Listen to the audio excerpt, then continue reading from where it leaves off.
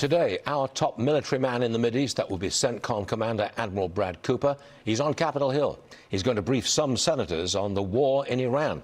Come on in, Jennifer Griffin. What's the latest on all of this, please? Well, Stu, this was a first for the U.S. military today. A U.S. Navy unmanned surface drone found and rescued the crew of an Apache helicopter that went down in waters near the Strait of Hormuz. The U.S. Fifth Fleet's Task Force 59 is the Navy's first operational AI and drone task force. The U.S. Army AH-64 Apache helicopter went down near the coast of Oman Monday evening while conducting a patrol mission near the strait. At 7:33 p.m. Eastern, the two U.S. Army crew members were rescued by American forces after spending roughly 2 hours in the water. Both soldiers are in stable condition, according to CENTCOM spokesman Captain Tim Hawkins. It's not yet clear whether the Apache was shot down or faced mechanical failure. Just hours before the Apache went down, U.S. forces disabled an unladen oil tanker in the Gulf of Oman after it attempted to sail to an Iranian port in violation of the ongoing blockade.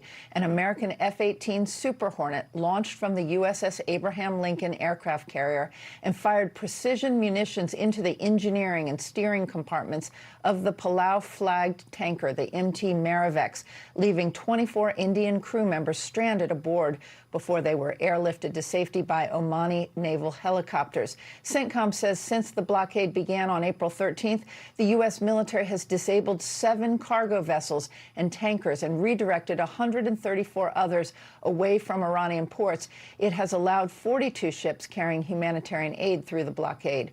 President Trump, again, says the U.S. and Iran could have a deal within 2 to 3 days, something we have heard from the president dozens of times since the president abruptly called a ceasefire in early April.